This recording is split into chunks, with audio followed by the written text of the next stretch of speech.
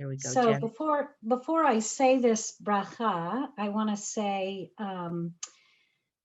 that I feel very blessed to be learning with all of you tonight. And when we say this bracha together, I'd like to ask you to have an intention of someone from your family who has taught you something crucial to who you are in your past, and to dedicate your learning as we learn together to that person.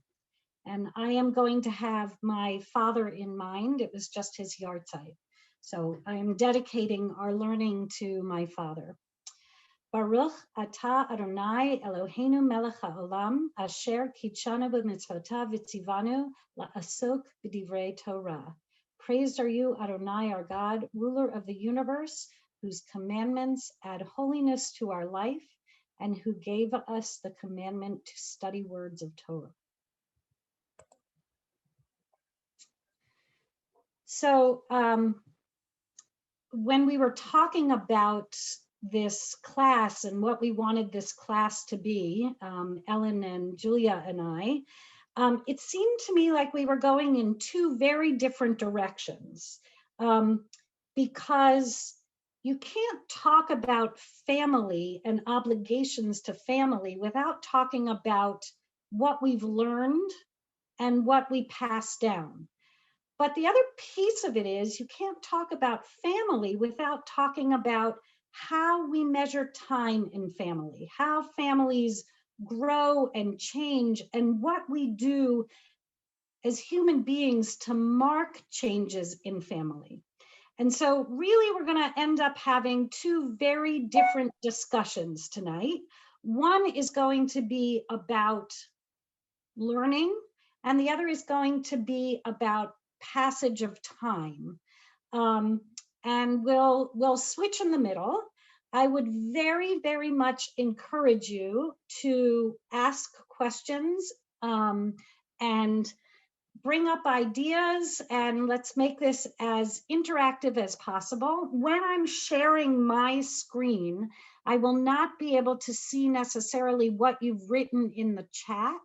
So I'm going to ask Ellen and Julia to, if something pops into the chat, to just let me know, okay? So I started by asking, how do we define family? And I saw a lot of definitions that included love. And I think people broadly defined family and loosely defined family. And at the very core, we can talk about, like somebody said, blood or marriage. But also there is this element of choice. Some family we can't choose, and some family we do choose. And I thought that the reading that we did for today's class really talked about some of that dynamic of the family that we choose and the family that we're given, and how do we interact with the family that we choose and the family that we're given when we're commanded to honor that family.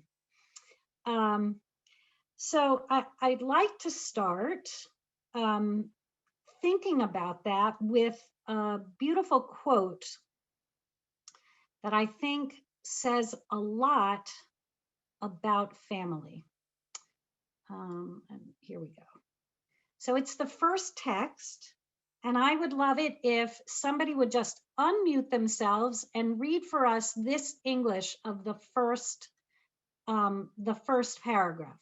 Now, before you unmute yourself, I'm gonna just say that I am a middle school teacher by training, and as of Friday, just finished 25 years with middle school students.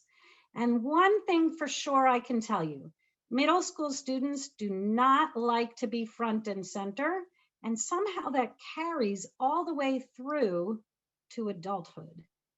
So I'm gonna ask you please to not be shy and just someone unmute themselves and read this, because text society is and a text friend. Okay. Okay. society and a friend are like a pile of stones. If you remove one stone, the pile will collapse.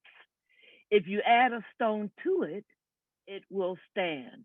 And That was congratulations. beautiful. That was beautiful. Thank you to whomever read it. I couldn't see, but thank you so much. And I think that this paragraph says so much about how we build family and how we feel when we lose someone in our family. I know that as we live, the more we live, the more we experience loss, the more we understand what this means. If you remove one stone, the pile will collapse. Do you agree with this? That if you remove a stone, the pile will collapse? And you can put your answer in the chat.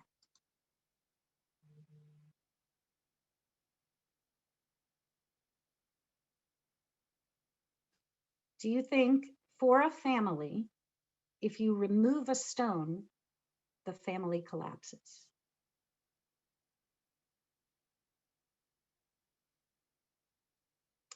So, Rosalind,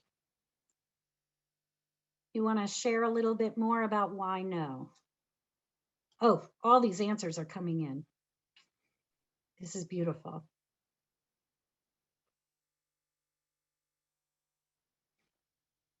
Because I believe if there was enough togetherness, you'll still survive and you will continue on.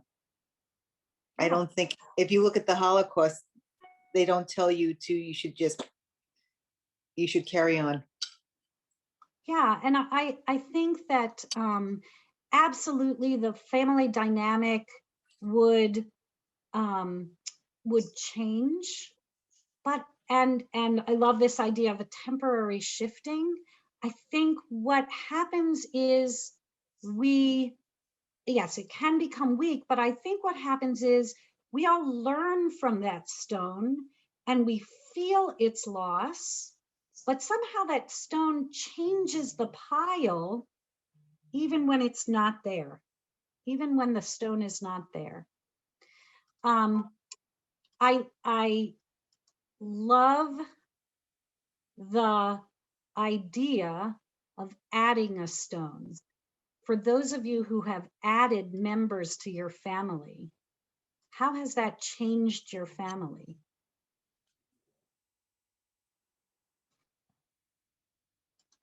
I think, you know, I think my views of family, I think, are really distorted in a lot of respects. But I was adopted as a baby, and I found my older brother when I was 34 years old, and I very rarely talk to anybody in the quote unquote family I grew up with, and I only talk to my brother and my new family, who actually are my real family. But you know, but I think you could make family. I mean, I work for a company right now. I got hurt several weeks ago, and my work family sent me flowers. So, you know, and they sent it from your Bayer family. So I think people accept you and adopt you, and I think you have the right to choose. I love what you're saying, that you have the right to choose. And Elizabeth's answer here is gorgeous also. Acceptance and humility are key. So as we think about family and how we measure time, how we teach and how we learn and how we grow as a family, I think all of these pieces are really important to think about. Like, how is it that we allow our family to grow? What is it that the key, I think, that all of us are talking about is about personal autonomy and agency to create the family that we want to create. And, you know, it takes communication, it takes a lot. It takes a lot of work. And what we're going to be looking at today is the scaffolding that our tradition has given us in order to help us with that work and that process and that autonomy. So I want to set up a protocol for us as we study text together and as we study ideas together. And that protocol is actually on the list. When we're gonna open up with a second text in a minute, and what I'd like you to do when you go into breakout room is find your way to this protocol. Does everybody just give me a thumbs up? Does everybody actually print out the text, or do you need me to? Yeah. Okay. So I'd rather not like be sharing my screen the whole time, just because I love to see your faces. So the protocol is the following. When you get into the breakout room, please introduce yourself. Even if you already know the person, just remind them who you are. And because learning together is really about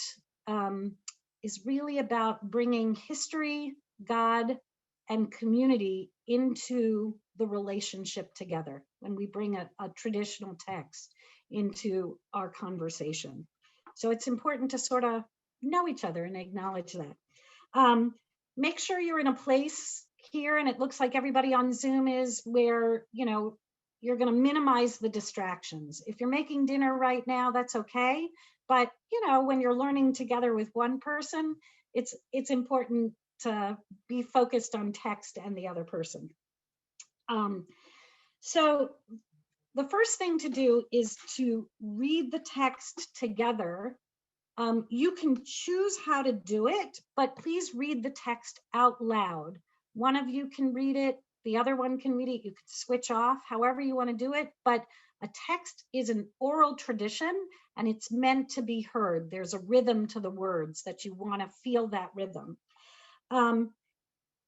I always like to, after I have a text read out loud, before I dive into the answers and the questions, I like to actually paraphrase the text, because even when we have the same words in front of us, and Ellen and I know this because we've studied poetry together, even when we have the same words in front of us, we might be able to think we understand what it might seem like it's the most obvious text to understand, but we might be seeing it in completely different ways. So if you paraphrase it, you can immediately see if the other person is not reading the text in the same way that you're reading the text.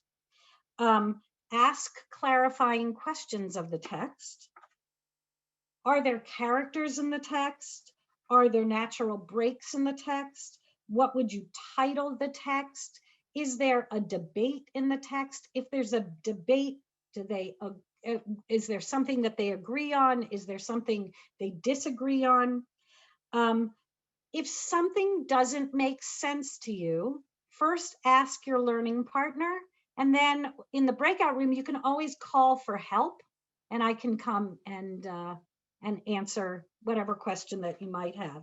But look to each other first for answers, because you own this text, not me, not anybody else. You are the owner of this text. Look for evidence in the text itself for answers. And if you happen to know something from whatever you are as an expert in your own life, bring it to the text. The text always asks us to bring our own expertise.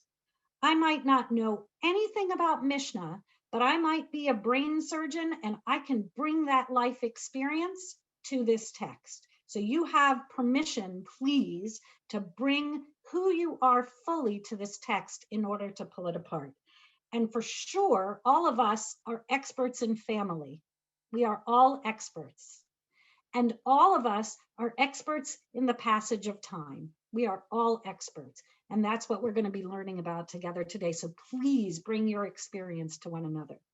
So the first text that we're going to be learning in Chavruta, in the small dyad, is one about individuals and the passage of time. And that's the passage that's called Pirkei Avot 5:21. And it just is a marking of how time should be measured by our growth. And what I'd like you to do is go into breakout rooms. This is going to be a shorter breakout room. We're only going to spend like, I don't know, 5 to 7 minutes in this breakout room. Read all of the text to each other. Talk to each other about whether or not you agree with the marking of time here.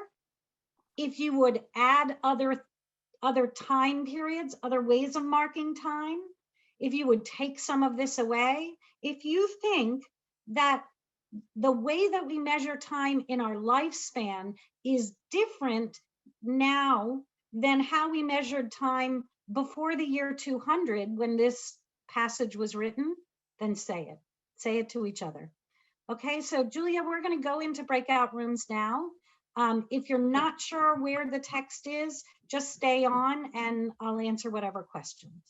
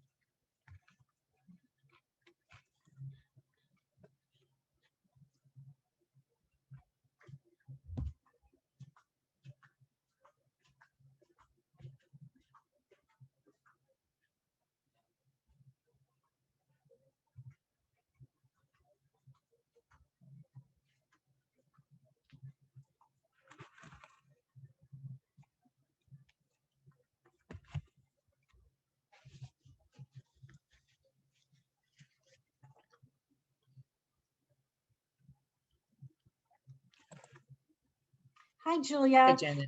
I'm just going to stay here to see if anyone pops back, exactly. that's fine. All right. So you're not even home right now. No. Uh, Okay, so she wants the text, Debbie Malovsky. all right. So let's see. I did attach it to the emails. Yeah. But I guess I have to go into her room to respond to her. Yeah. Do you want me to join her room and let her? I'm not sure how I would send it to her. Here, I'll just go in and tell her she has it, or see if somebody else in that room has it. Great. Okay. Okay.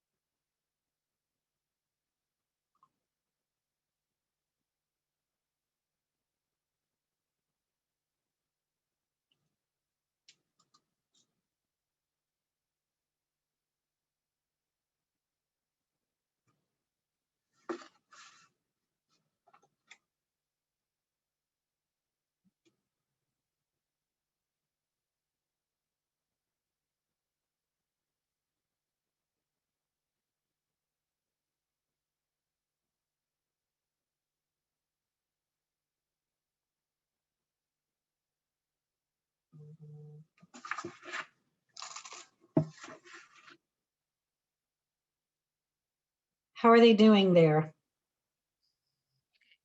Good. They're just doing the Pirkei Avot, right? Correct.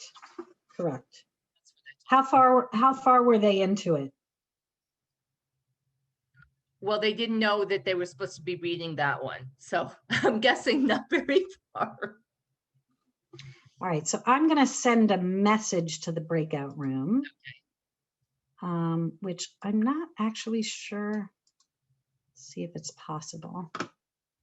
There's just some things I can't do as a, no. So I can broadcast a message. All right, so if you can broadcast a message to say, when you've finished reading Pirkei Avot 521 and asked and discussed, feel free to come out. And then we'll close the breakout room in about another 3 minutes. I set it for 7 minutes, so, Okay, but if they're terrific. done before. No, that's great. That's great. Like, they may not know how to come back to the main room and not Okay. leave the meeting, so. But they only have 1:50 left. Okay, So maybe I'll just skip the broadcast and let them come back when it's that sounds done. great. Okay. It's so funny because like some people are so Zoom literate at this point, and it seems like kind of obvious, and some people just haven't had that much experience, and it totally depends on, you know, what your experience has been during COVID. We had our first in-person, our second in-person services at Kol Shalom. We have not been in the building. No one has at all. And the rabbi said, well, I feel like I should, strange not to say you're still muted. Right. It's funny. The teachers were all like, when we were talking about what do we want to keep after COVID from COVID? And they were like, I want a mute button for my students. In person. Exactly. All right. Let's see where they are. Yeah, we have a few more apartments to see tomorrow morning, and then we're flying out. And apparently there used to be a direct flight, and that stopped with COVID. So I hope they bring it back, because then it would be easier to come visit. Right. Well, it sounds like you are getting to know Wisconsin. I got now. sunburned too. We were just walking all around today. How lovely. We spent 3 weeks at the beach to get away from the cicadas, just change of venue, not vacation, and didn't get sunburned at all. And now we're in Wisconsin. We get sunburned. Okay, now they have 60 seconds. Okay, terrific.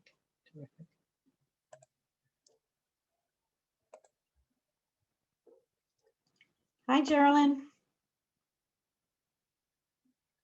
You can unmute yourself. You can unmute. Did you get, hi, Julia. Hi, Rabbi. Hi, are you Rabbi? Yeah, Rabbi. I am. Hi, Julia.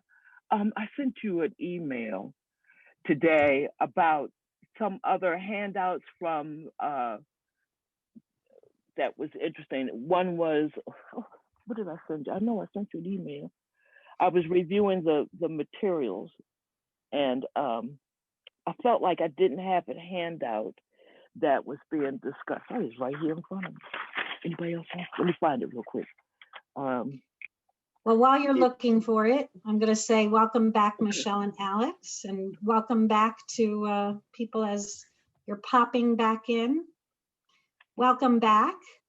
So I'm really curious, what did you think about the Mishnah's take on the lifespan and what we should be responsible for as human beings at different parts in our lives? Does anybody want to share what might have popped in your session?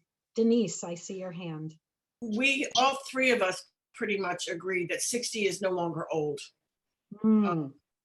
And that with at the age of 40, the wisdom is almost there, but not quite. I think that by the time, like Eileen said, by the time you get to 65, 70 years old, you know what you want, you know what you don't want, and you don't put up with a lot. That's great. Anybody else? I think 18, the bridal canopy. People are not, they're very, if people are getting married a lot later in life. I see Debbie, you have your hand up. Do you have, no, you didn't have your hand up. Sorry. Anybody I else? wanted to say I- something. Oh, We just said, we did say that we thought at 10, the study of Mishnah was very young. You know, to think, a lot of us are just learning it, so. So it seems to me what we're all looking at this text and thinking is time has shifted, and the way that we measure time has shifted, and the way that we think about our lives and the span of our lives have shifted. And I think that very much goes to how we understand also the dynamics of family. If you're getting married at 18 and you're having a child at 19 or 20, what happens to you in your 50s is very different than what would happen to you if you got married when you were 35 and had your first child by 40. And that certainly plays into the way that we parent and the way that we understand parenting, as opposed to the way our grandmothers understood parenting and the way that our great grandparents understood parenting. I think very much now there is a sense of we build our family when we're ready and not before.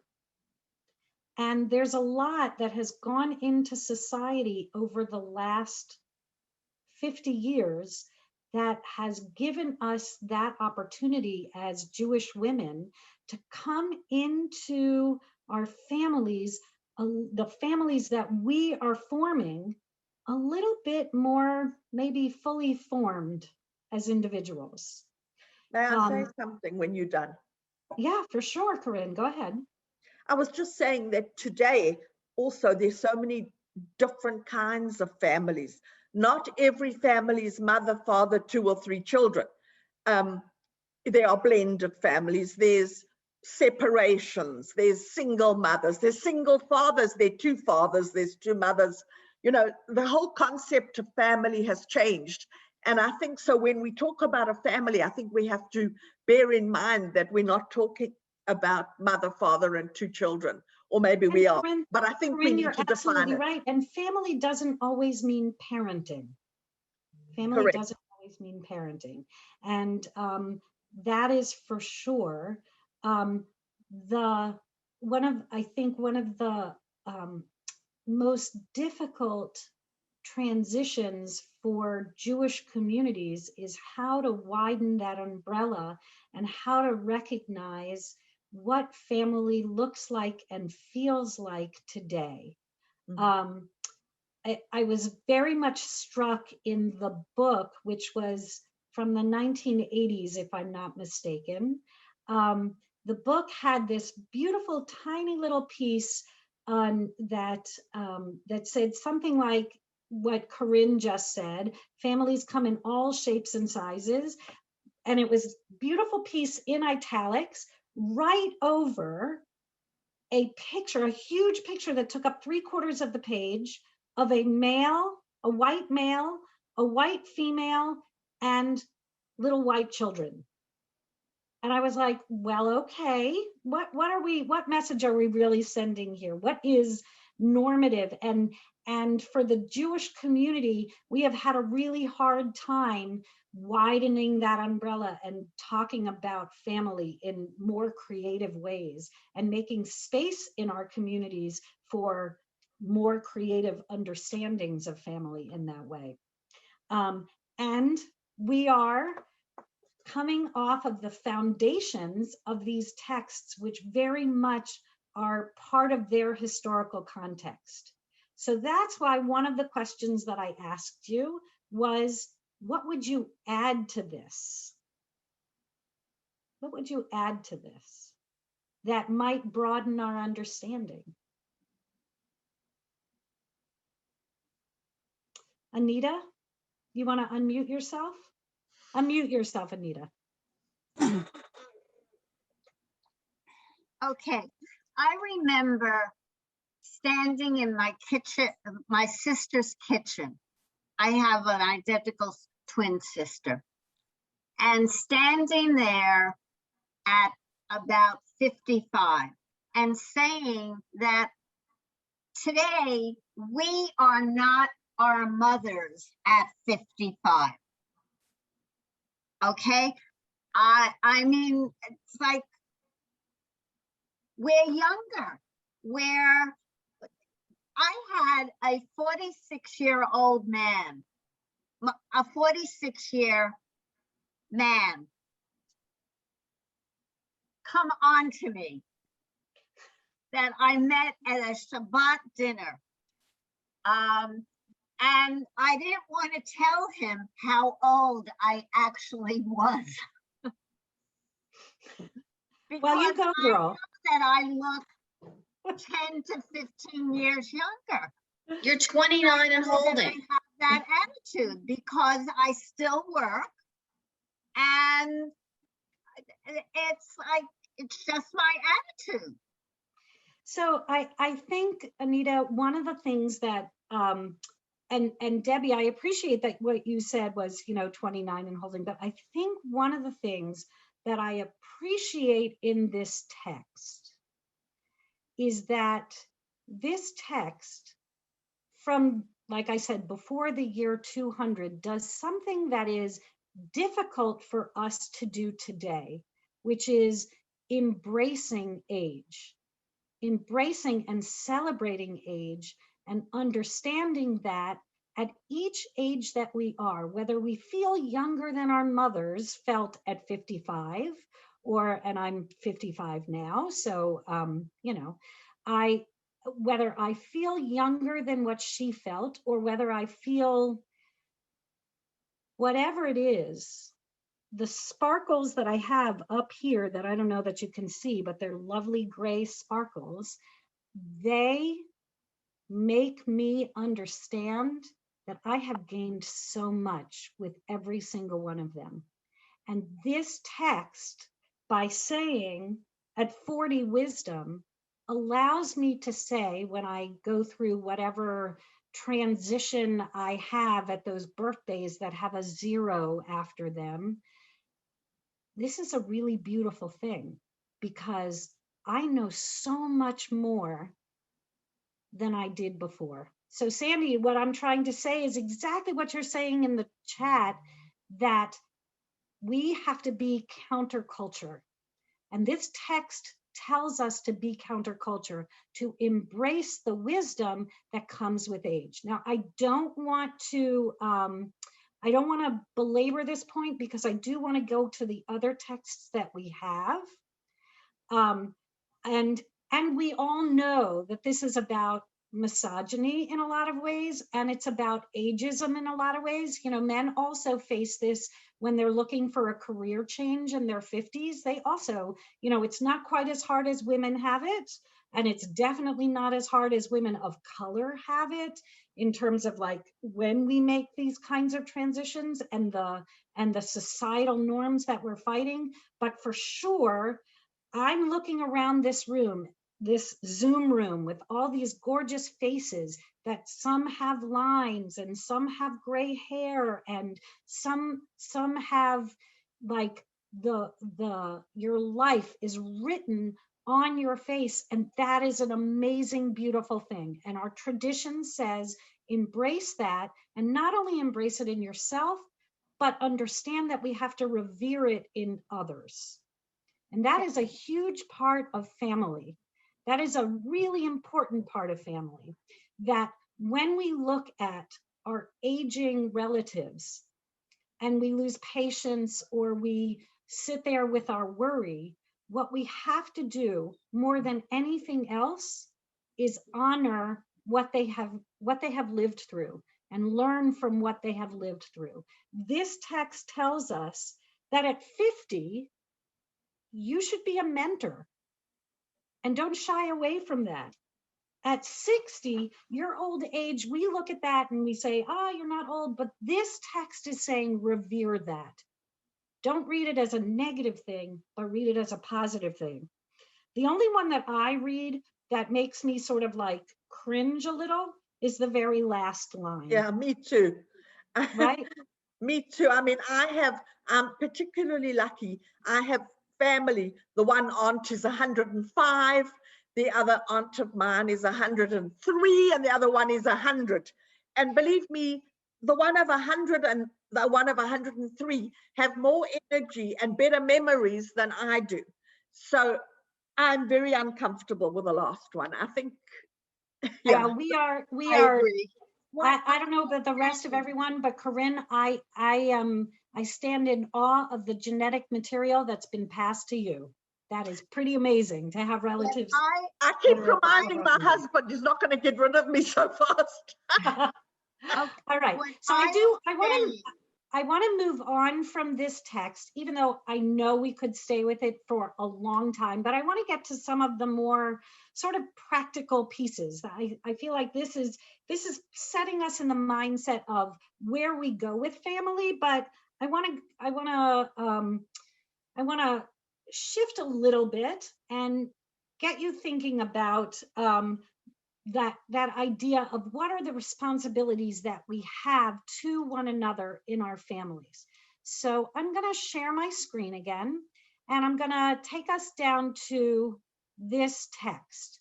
And this is the text that really, I think, it's one of those, like if you ask a rabbi, what are the top 50 texts that you think you should teach? This usually comes up, because it is talking about how parents look at our responsibilities for children. I want to pull this apart. We're going to go back into our breakout rooms. I'm going to ask you to do the same thing. Hopefully you'll be assigned with different people this time. Reintroduce yourself. Read the text out loud. Ask questions of the text. See if you agree with things and see if you disagree with things. The text that we're looking at is the one marked Kiddushin 29a. Again, Kiddushin 29a. So I want to make sure that everybody sees it on the page before you go to your breakout room. So give me a thumbs up if you actually know and have the text. It's the one marked Kiddushin 29a. Okay, I see a bunch of thumbs up, not everybody's thumbs up. Okay, all right. I think we can go into breakout rooms. I want you to read the text to each other. See if you have questions about it. See if you agree with it. See if you disagree. We're gonna, again, just spend about, was 7 minutes enough, or was it too short? It was enough? Okay, so we're gonna spend another 7 minutes. No longer than that. I might even pull you out a little early, but read the text to each other. Introduce yourselves. Let's go.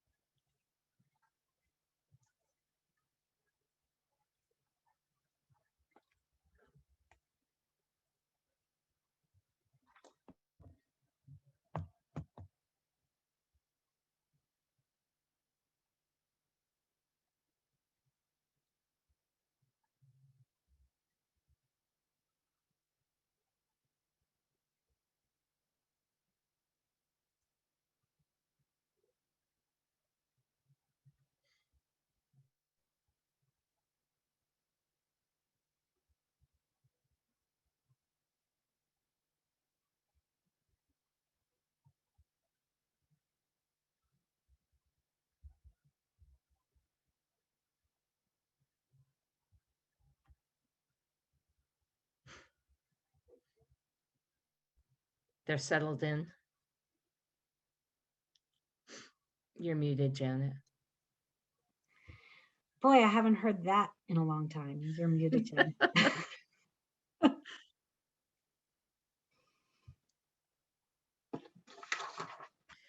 So I work out at a gym across from JDS, up behind Moti's there.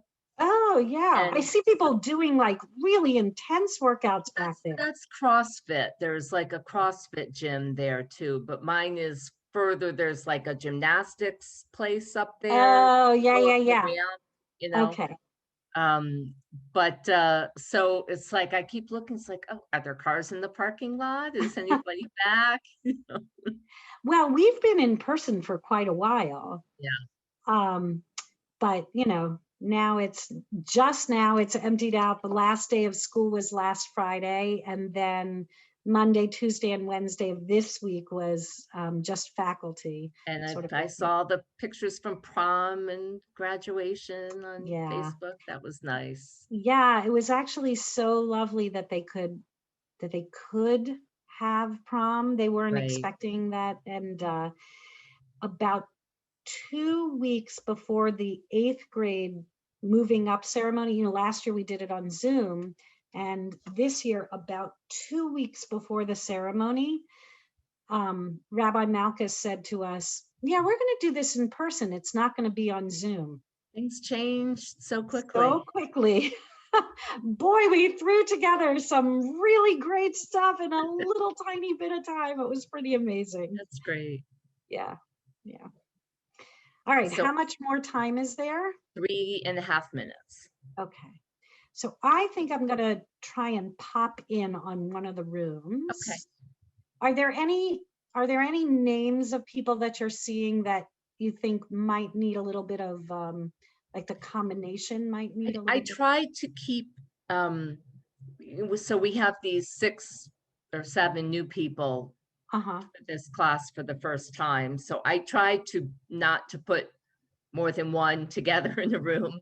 Okay. I think That's there's smart. one That's room, really smart. but Ellen has them both, so that should Okay. be okay. Oh, great. Okay. No, I mean, if you wanted to go back into 8 where you were, because there's only the 2 of them, but They were doing fine, and they know Yeah. each other. They said they knew each other. right. Yeah. Okay. Well, I'll wait then.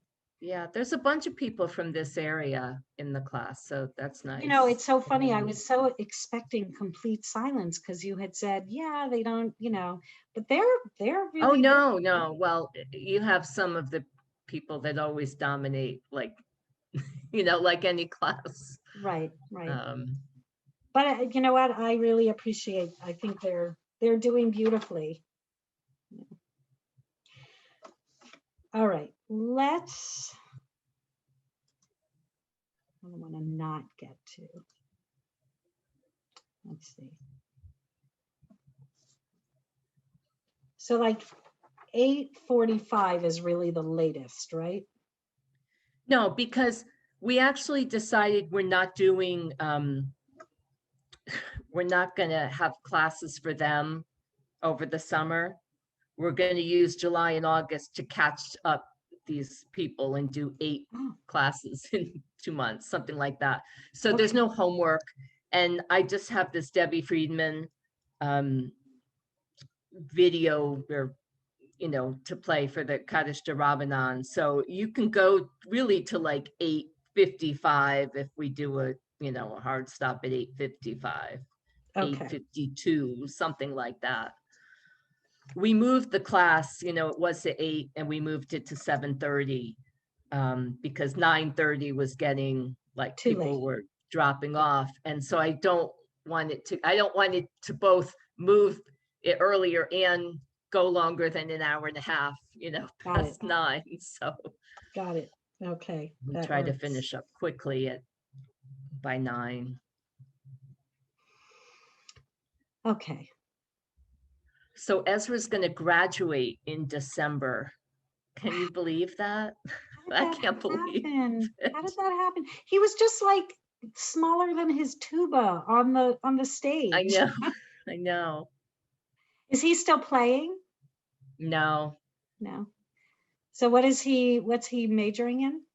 Biology. He's working down there in Durham at a like a startup doing doing like the COVID vaccine kind of virus, team virus to, you know, Cool. genetic, like get the virus, use the viruses as a way to get in different things. So That is really cool. Does he know what's next? PhD, grad school, Of course, of course. so someplace warm. 'Cause he only looks at warm weather schools. Hey, if you know what you need, you know what you need. That is true, but you know, anywhere you go could be warm weather pretty soon. So That's way too true. All right, how are we on time? they are back in 30 seconds. Awesome, perfect. Yeah. Perfect timing. All right. Hello. Hi, Lori. Everybody's coming back from breakout rooms. All right. Sorry, I was muted. Hi, I figured. Thank you. Are you just joining us now? Yes, I apologize. Busy day. No worries. No worries. All right. I'm going to rename you, Lori. Okay. All right, welcome back, everybody. So, wild text, right? Pretty wild text. I always want to start with, what would you add if you were thinking about if you, let's say somebody came to you and they said, I'm about to be a new mom. What are the absolute must-dos that you think I need to do for my children? So what would you add to this text? I don't know But that I would. excuse me, but this one is only not talking about the mother. This one is talking just about the father. Well, so remember the historical context of this text. It was written, it is a Baraita. So it is one of the earliest rabbinic texts that we have. So it is from well before the year 200. So, and the year at that time, this text would have been just addressed to men and not to women. And it would have been addressed to a man and his son rather than his daughter. But that doesn't mean that we don't have what to learn from it. We have to look at what is the deeper messages that these particular activities are asking. So somebody said in the chat, the word love doesn't appear at all. Yes. So do you think a parent is obligated to love their child? No. Can we create an obligation for love? I'm not sure about that. I know, but What I are know the other. This is obligation. So Carol is saying values. Just throw it in the chat. I think it'll work a little bit better. If there are things that you would add to it, somebody said, treat each child equally.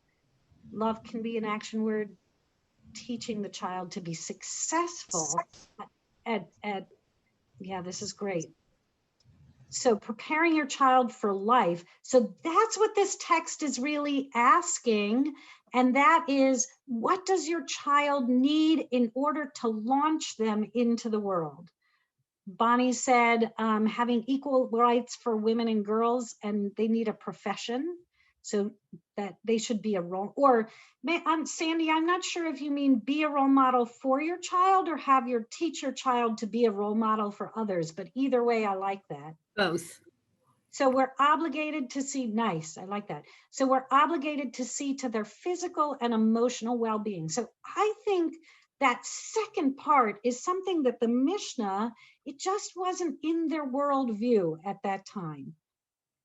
The idea of the emotional well-being of the child, but everything else is very much about their physical well-being, right? Like circumcising them, that's allowing them to be part of the Jewish covenantal relationship. redeeming him. So it's interesting the way that this translation looks at redeeming. They're looking at it in terms of that the life cycle event called Pidyon Haben. But this could also mean that if your child is taken captive, you are obligated to redeem them. Teach them Torah. So you can very broadly understand the concept of Torah as being any values that we pass down, or you can very much limit it to saying this is talking about not just a regular education, but also very much a Jewish education. I think it's also it's not only that life was perilous physically, but I also think they were very the concepts of family were a little more transactional than they necessarily are today. And you know, we would apprentice our children at a young age and have them learn that trade, and they would no longer be ours in terms of the way that they were being raised. So what do you think about this idea of the addition to teach his son how to swim? What do you think that's about?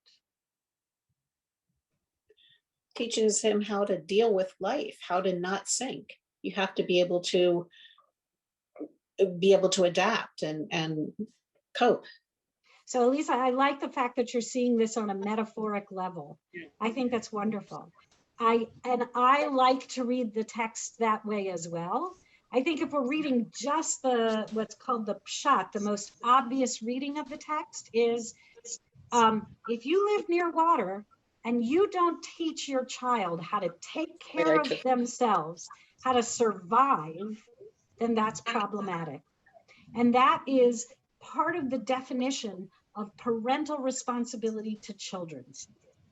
The reading that we had for homework was about children's responsibility to parents. And I want to sort of flip this now on its head and go to that reading as well, and understand that this text that we just read from Kiddushin is really talking about before our children reach the age of majority, when they themselves become responsible for all of this. The Talmud, in the discussion that appears right after this text, says, if a child gets to the age where they are responsible for performing mitzvot, that's bar mitzvah, and they have not been circumcised, they are responsible to make sure that they themselves get circumcised. So this is really about saying, before my child is a fully functioning, thinking human being, I have responsibility to place my expectations, my values, my Torah onto my children. The Jewish tradition is trying to tell us through this text that we don't raise our children to just choose for themselves what might feel good when they become adults. This text is saying, before they reach that age, we've got a foundation to build for them, which is, again, a little bit countercultural, right? Like, we often say, you know, I'm going to give my children a large range of options and they'll choose. And that totally works for some areas, but this text is telling us our tradition doesn't just offer the large areas of choice.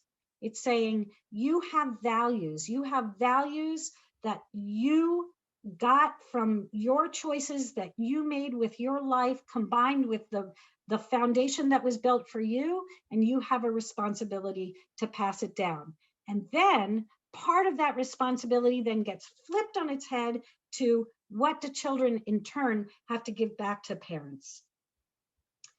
You know, I watch in nursery schools, in Jewish nursery schools, where they talk about honoring your parents is who made their bed today, all those little things that we say, I honor my parents by doing so and so, and they're these little tiny little people, and they're talking about honoring their parents. And that is the cutest, sweetest thing. But the truth is, honoring your parents, which is the flip side of what do parents have to do for their children, honoring your parents is not for when our kids are really young. Honoring our parents is for when our parents are old and they no longer can care for themselves. And those of us who have been in that sandwich generation, or those of us who have cared for difficult parents, it would be so easy for a culture to ignore those elderly people and push them aside and say, I am valuing only youth.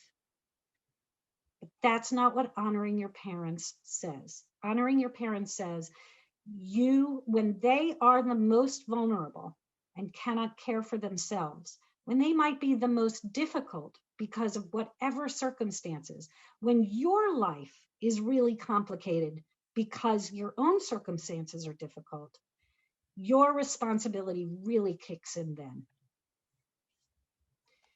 So we do that foundation that we're building from this text in Kiddushin then comes into play by we teach them Torah at that age, so that when we in turn are, at 100 as good as dead, hopefully not, God willing, and gone completely out of the world, that's when their obligation comes and kicks in because of the Torah foundation that we gave them when they were young. They'll feed us. They'll clean us. Marion, what you just wrote is so true.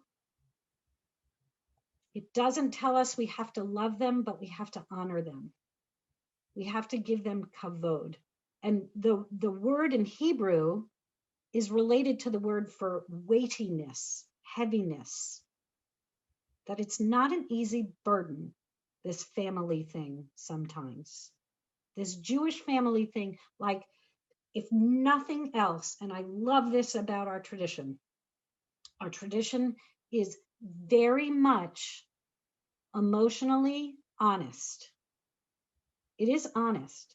It does not say love, it says honor, and it is weighty. It can be a burden, but it's our responsibility, and it's our responsibility because of what we learned and the foundation that, God willing, they gave us. So I want to now move on because we have about 20 minutes left. And I want to talk a little bit, moving from responsibility of parent and child to talking about how we mark time in family in a life cycle kind of a way. And I want to ask you a question that I don't want you to answer. I want you to think about the question. The question is, what were you wearing on May 14th? What outfit did you wear on May 14th? Just, again, don't have to answer it. I want you to think about it. Personally, I have no idea. Now I'm going to ask you to think of a major life cycle event that you have experienced, whether it's a wedding or a divorce or a bar bat mitzvah or some life cycle event that you have lived through that was more than a year ago. Now I want to ask you, what were you wearing during that life cycle event? Raise your hand if you remember what you were wearing at that life cycle event. Yeah. So we as human beings are really afraid of the one thing that is a constant in our lives, and that's change.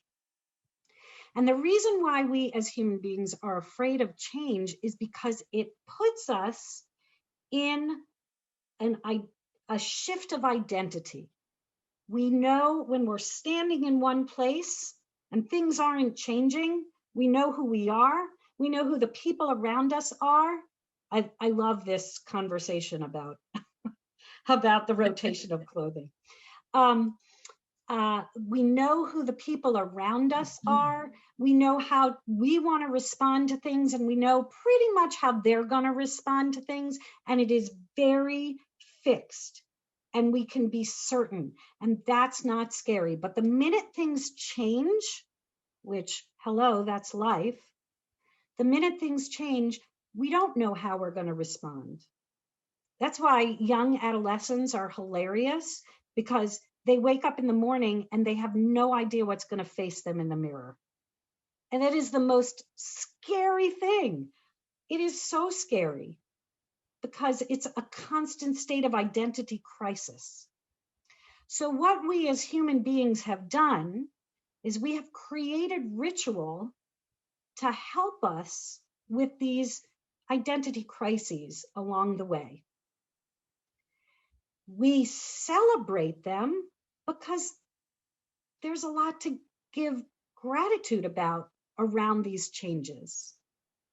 But if you think about what are the ritual times that we have created these life cycle events, they're when we're undergoing those biggest liminal moments, those moments of our biggest identity crisis, a wedding.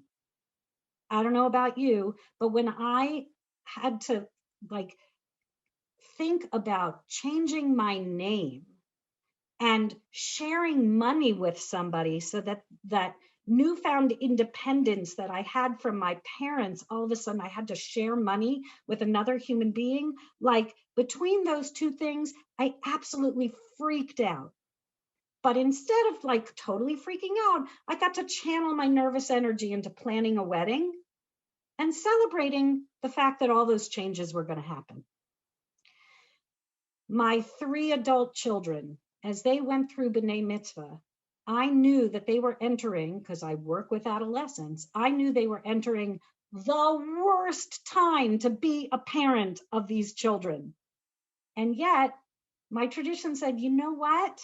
This is so exciting. They are at a point now where they can begin to take some responsibility for who they are as Jews. Let's celebrate that. So we have this whole ritual that we've created to deal with my own anxiety issues for my own identity shift, right? I'm no longer the parent of a little kid. I'm the parent of an adolescent. Boy, that's scary.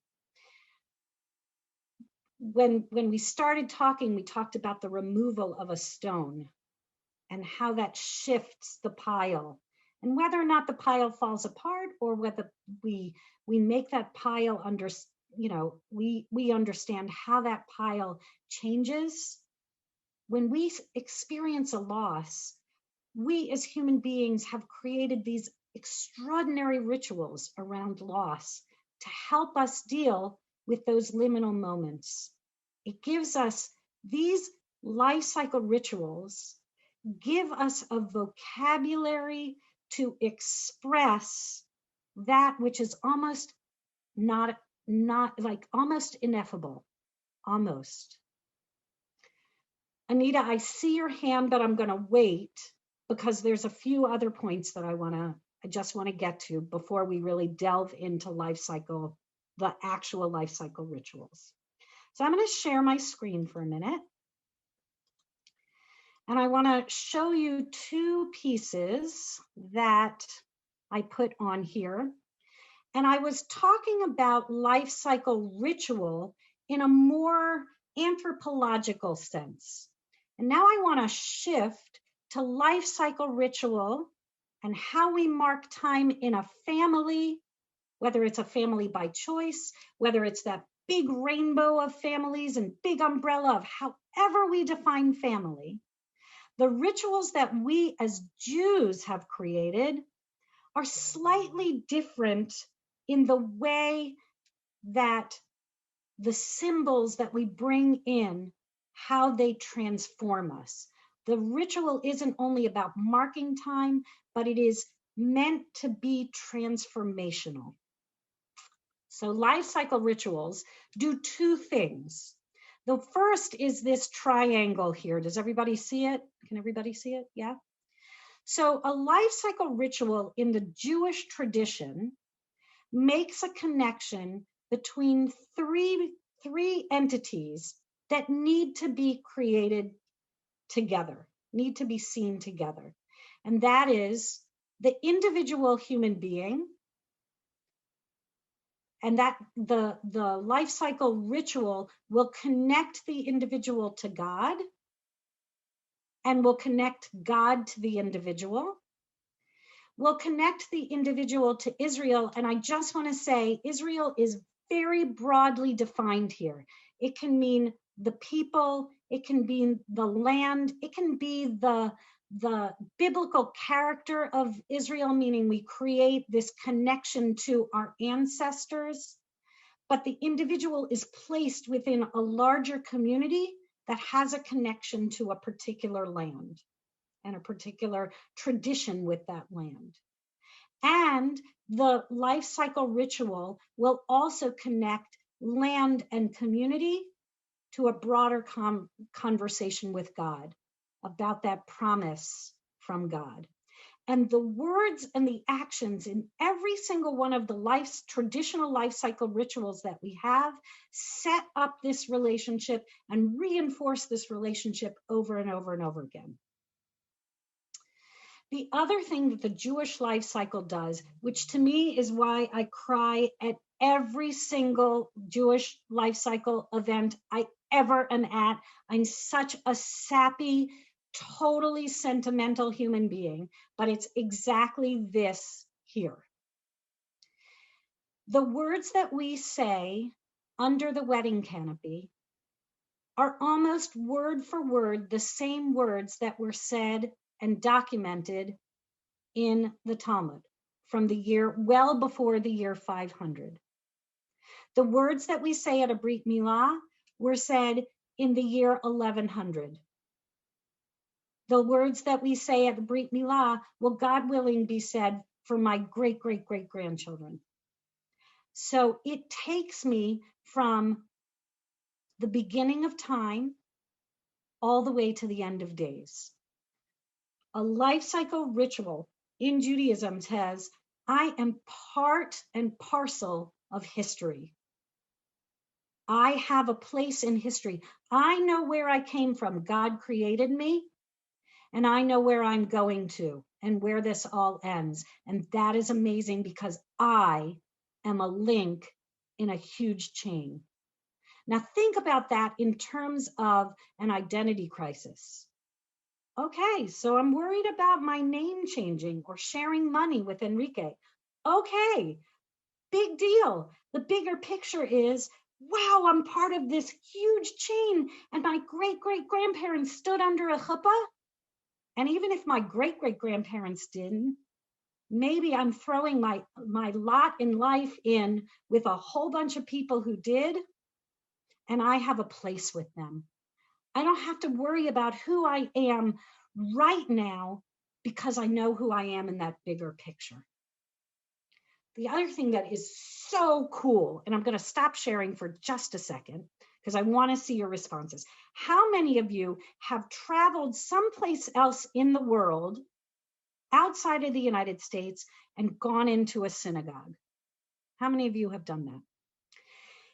And when you did that, were you able to open up the Siddur or hear something familiar? And boy, wasn't that the coolest thing in the entire world? I could be in Kaifeng, China, or I can be in Rio de Janeiro, Brazil, or I can be anywhere in the world, and the music is going to sound different, and the food is going to be different, and the accent is going to be different.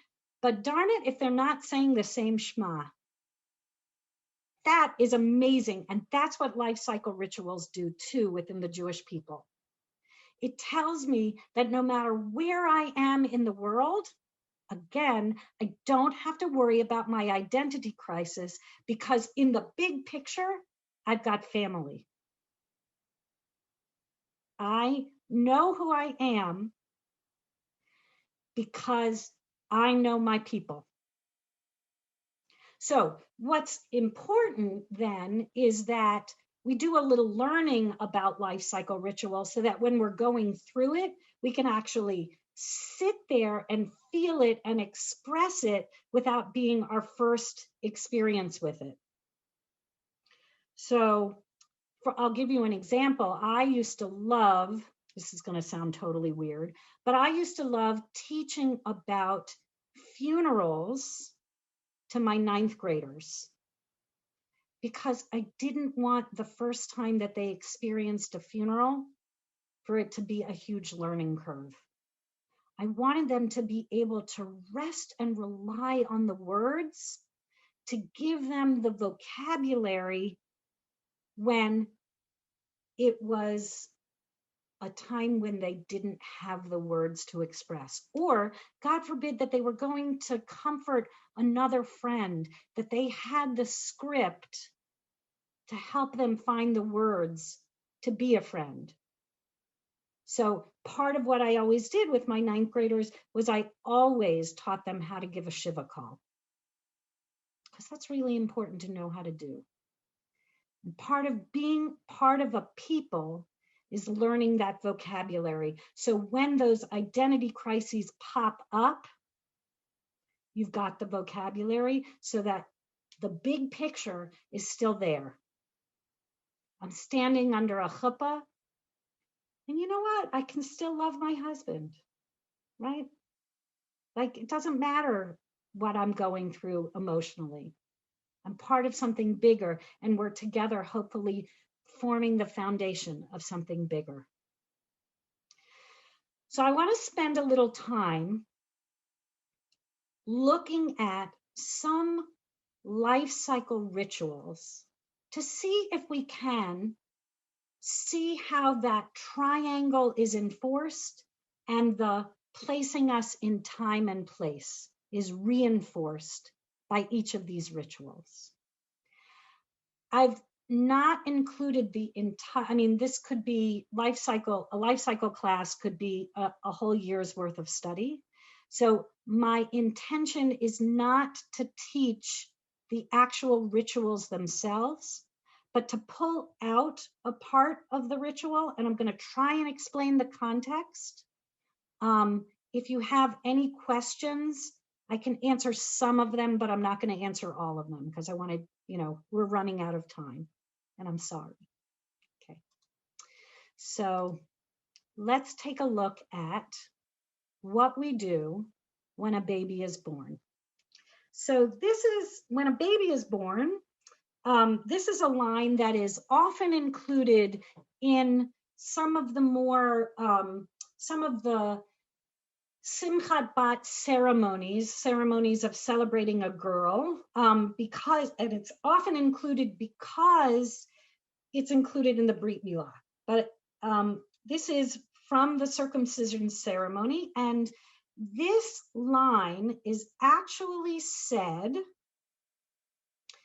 not by the individual, but it is said by the community that is gathered as soon as they hear the blessing recited over the snipping. And actually, I'm going to stop sharing for just a second. I want you to know, when I taught life cycle to my 9th graders, I actually made them, this is the only thing during the year that I made them memorize. I made them memorize this line because it's really important.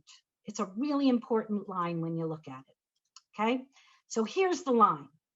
Kashem shenichnas labrit, kein yichanes laTorah, lechuppah, ulema'asim tovim.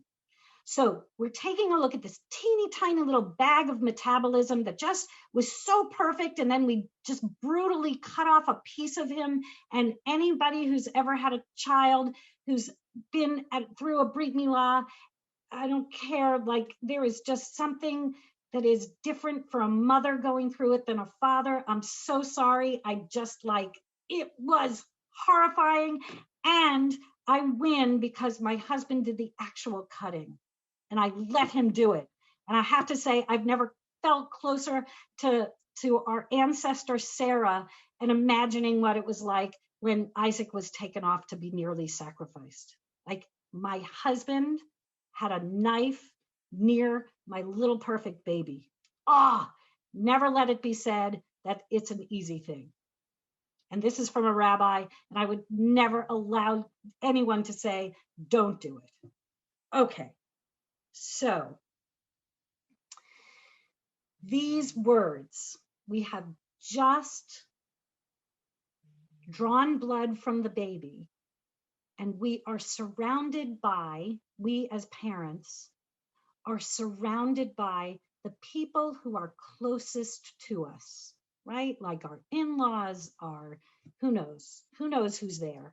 Maybe our own parents, God willing, they're all present and it's a loving family. But for sure, it's not just us, the baby and the moyal, although during COVID, unfortunately, this happened more often than not.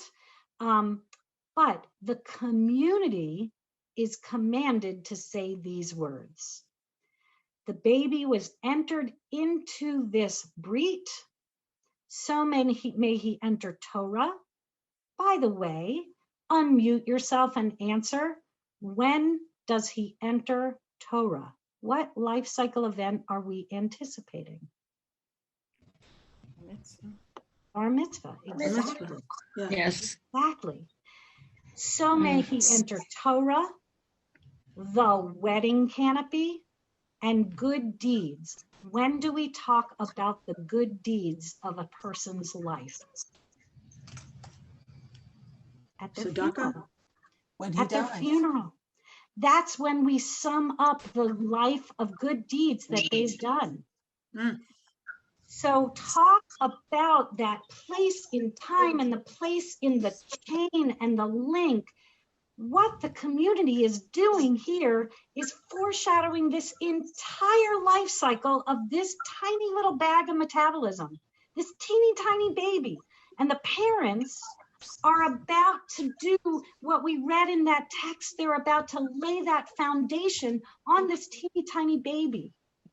But we say these words as a community. It's not the parents who say the words. The community says the words, because we're also placing ourselves in time. We are saying to these parents, don't worry. We know parenting is really hard work, but we are your chosen family. We are here. We're not just here for the bagels. We are here because giving this child a life of Torah, getting them to the point where they can be in a loving relationship, whether they choose to get married or not, the chuppah is completely symbolic here. And getting this child to a point where they are off and doing good deeds on their own, you as parents can't do this on your own. We, the community, are supporting you here. We are your backup plan. We are your safety net. And this ritual makes sure that the community has a role to play and that these families are not in an isolated bubble. We will help take care of this child. It's our responsibility as the larger community. So think about also that triangle. This is not just an individual baby. This baby was entered into a covenantal relationship. That's with God. That covenantal relationship tells us that God has promised us an inheritance. That's the land and that's our community. That's Israel, the largest, broadest sense of the word Israel. So already, just with the cutting, we have set up that triangle of where we belong. And it's not just for the baby, it's for the parents too, right? The baby doesn't know anything. They're about, they're sucking on a piece of gauze and wine, right? It's for the parents. It's the parents to know, I had this baby and where does that place me? oh my gosh, if you think about how filled with hormones we are as mothers at 8 days after giving birth, boy, that was an identity crisis. And boy, it was so grounding to be able to have in that moment of craziness where I'm just trying to figure out how to breastfeed, for God's sake. Like, I know I'm not alone. This ritual grounds me, and this ritual gives me a sense of what my larger identity is. So I'm okay. All right, we're going to leave childbirth. I brought this in because this is like a little crazy. This next text,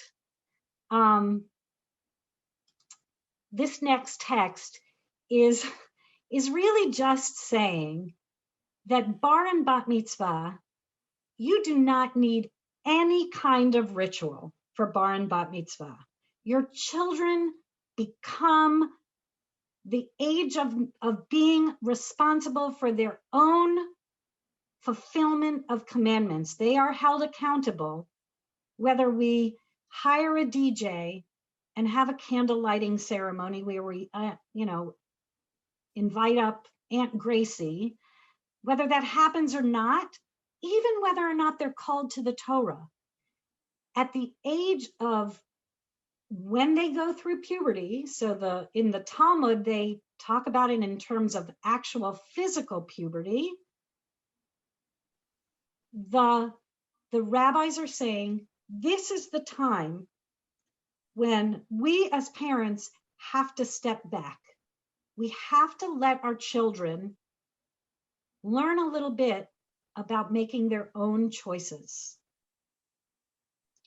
Puberty is a really good time to start that, because honestly, they've got so many hormones going through them, and their brains are doing such incredible things in terms of neurodiversity and in terms of like the neuroscience of young adolescents, what they're pruning and where they're growing in their neurons is just extraordinary. And they are programmed to take the risks that we are at our age told our brain chemistry tells us don't do anymore. We have to let them take the risks. We have to hold them accountable for the mistakes they make so they learn from it. And it doesn't matter for bar bat mitzvah whether or not we throw a big party. They're there already. So B'nai Mitzvah, I think, is the one life cycle event that we have created way later than what the Talmud created. And I think it has to do with the fact that we created, it's a little bit about what you were talking about before when we were first starting the class, what we created by creating adolescence as human beings, that in-between time, that liminal time. We didn't used to celebrate it in the same way. We marked it and then they went on. But now we've created these elaborate rituals because we as parents are the ones who are going through the identity crisis. But what do we do during that identity crisis? We created this ritual which brings us into the community. Families who are not at all interested in being part of a larger Jewish identity celebrate B'nai Mitzvah, and they do it in so many creative ways nowadays, but they do it because they want to mark this time. This is huge. We don't have babies anymore. What am I doing? I don't have a baby. I have this child who might be sprouting a few hair chins or chin hairs.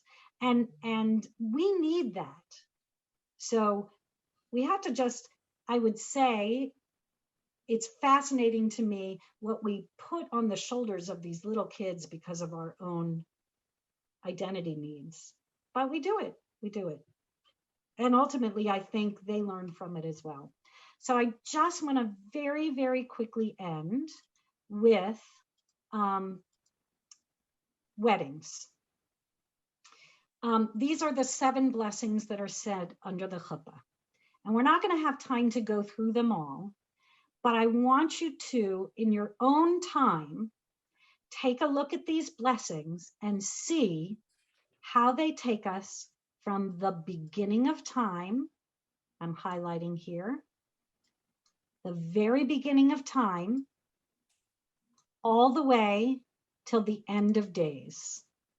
We go from the Garden of Eden all the way to the idea of this last blessing, where the cities of Judah and the streets of Jerusalem, the sound of joy and the sound of gladness, this blessing was written in a time when we had already been exiled from Jerusalem. And this blessing was created to say, this couple could potentially bring about the Messianic era when we will be reunited in Jerusalem and joy will be heard in Jerusalem. I know who I am under the chuppah because I know where I am in terms of history. I know who created me and I know where my people are going. And that blessing gives me so much to be grateful for. Okay, it's 9 o'clock. And I want to thank you so much for all of your comments and all of your beautiful insight to this text, because I love learning from everyone and I feel like I really learned from you. So thank you. Thank you. Thank you. Extraordinary. Really, I'm just so excited to learn from her. I've learned constantly over the past, how many years? 20 something years that I know. Ellen, we just finished 25 years. Okay, 25 years. And she really has been a shining star at Har Shalom in Potomac, Maryland, and outside of it, and Charles E. Smith Jewish Day School. Janet, thank you. My pleasure, my pleasure. At any rate, Julia, you want to give the next assignment or want to talk about? Well, we'll end here, and actually there's no assignment for the next class because we are on summer break now, just like Rabbi Ozerpass finished up. We are going to take July and August off. We are giving you that gift of time for this summer to kind of consolidate all that you've learned for the past 8 months. And when we get ready to meet again in September, we'll already be past Rosh Hashanah because it's early, and we'll be talking about the Shalosh Regalim, the 3 pilgrimage festivals as we get ready for Sukkot, which will be the first one there. And we will be using July and August to make up. For those of you who are starting tonight, you'll be on makeup time. So Julia and I will be working with you in July. Summer school. Summer school, right. That's part of the get everybody caught up. So I'm sorry, July and August people, we'll be connecting. Is it possible to get a schedule for the coming year? Yes, the calendar is being made up right now, Sandy. We will get that to you as soon as possible. Thank you. So we don't conflict with sisterhood meetings. Thank you. Okay. And so Thursday night, a lot of them will be on the 3rd Thursday night, but not everyone. We'll get them to you as soon as possible. I just have to get them from Debbie. Okay. So thank you, everybody. Rabbi. 2 other questions, Roz and then Sheila. Roz, you need to unmute. No? No. Okay. Okay. Sheila? Yeah, I just put the comment in the chat box. I was wondering if people are interested in having a list of all of our names and emails so we can continue to stay in touch in the summer if we want to. Sure, I can send that out. If you don't want your name to go out to everyone for some reason, then email me. Otherwise, it will be on a class list. And also, if you could just list the location where people are, because it might be nice, if we're traveling or, just to stay in touch so that we're not strangers again when we start in the fall. I think as far as the locations, we may not be able to do that. Oh, okay, that's okay. But names and emails would be great. Absolutely, that we can do. We could probably do the region. I was going to say maybe just do the region. So like if we find out if someone's in BQLI with us or whatever. So Sure. that would be nice. That we probably can do. You can always call the Women's League office too. And they can, Right. you know, for some reason. Anyway, thank you. Thank you, Thank you, everyone. thank you. Thank you Janet, for stay coming. on for a minute or so. Bye-bye.